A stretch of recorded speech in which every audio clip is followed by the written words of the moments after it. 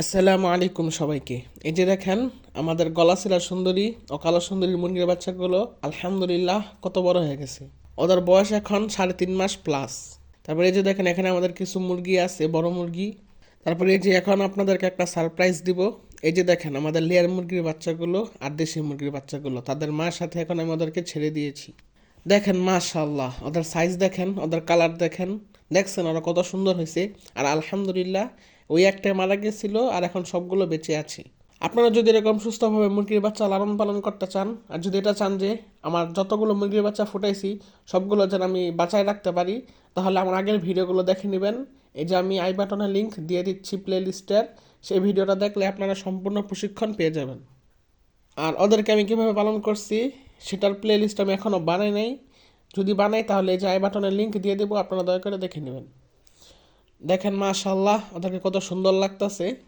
আর যে কোনো জিনিস ছেড়ে পালন করলেই সবচেয়ে আনন্দ লাগে, আটকিয়ে রাখলে কখনো আনন্দ লাগে না। আর ওদের বয়স এখন 1 মাস 10 দিন। দেখেন ওরা কত সুন্দর করে খাবারগুলো খাচ্ছে, মাশাআল্লাহ।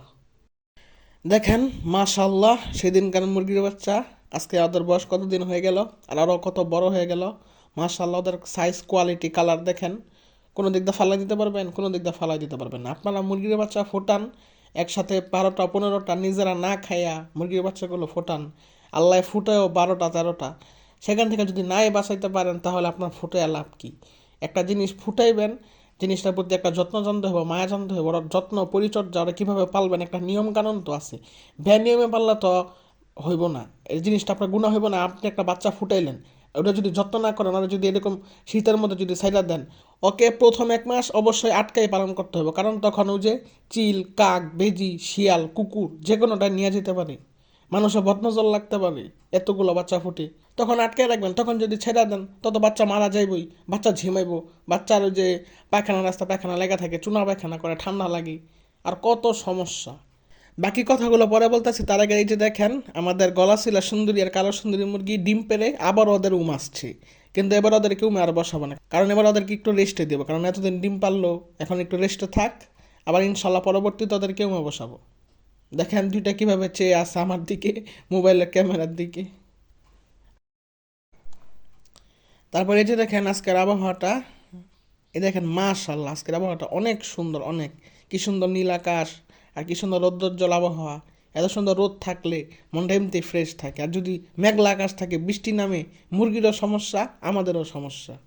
আর ওই 1 মাস অবশ্যই খাঁচায় আটকে লালন পালন করতে হবে, কারণ তখন মুরগির বাচ্চার অনেক তাপের প্রয়োজন হয়। যদি আপনি ওদেরকে তাপ না দেন তাহলে এই জন্য মুরগির বাচ্চা ঝিমায়, ঠান্ডা লাগে, তারপর চুনা পায়খানা করে, এত সমস্যা ওই তাপ না দেওয়ার কারণে। ওর মা এই 1 মাস খাঁচা আটকে রাখবেন, ওর মা সারাদিন ওদেরকে নিয়ে বসে থাকবো, ফলে মুরগির বাচ্চাগুলো তাপ পাইব। আর যত তাপ পাইব মুরগির বাচ্চা তত বেশি বড় হইব, যত বেশি তাপ পাইব মুরগির বাচ্চা অত বেশি বড় হইব। তাই এভাবে আটকায় পালেন। দেখেন একবার আটকায় পাইলেই দেখেন, তারপরে আমাকে ধন্যবাদ জানেন। কী জন্য ওভাবে পালন করেন? ওভাবে না পালন করে একটা খাঁচা কিনবেন, খাঁচা কিন না, তারপরে খাঁচার মধ্যে আটকা লালন পালন করবেন। মেডিসিনও লাগবে না, যদি ম্যানেজমেন্টটা ঠিক থাকে আপনার মেডিসিনও লাগবে না 1 টাকারও। শুধুমাত্র প্রথম ওই যে 5 দিন যে অ্যান্টিবায়োটিকটা দিছি শুধু ওইটা দিবেন, আর এই যে ব্রলার স্টার্টার ফিট খাওয়াইবেন। আর আপনার কোনো ভিটামিনও দেওয়া লাগবে না, জান। আপনার এই যে আমার এখানে আমি মোট 14টা মুরগির বাচ্চা ফুটাইছিলাম, লেয়ার মুরগির বাচ্চা আর দেশি মুরগির বাচ্চা 14টা ফুটাইছি, এখন 13টা বাচ্চা আছে। তো 13টা বাচ্চা আছে, একটা দাম যদি আমি 250 টাকা করেও ধরি, আমি ধরলাম একটা দাম 250 টাকা, তাহলে 13টা দাম কত আসে? 3250 টাকা আসে সম্ভবত।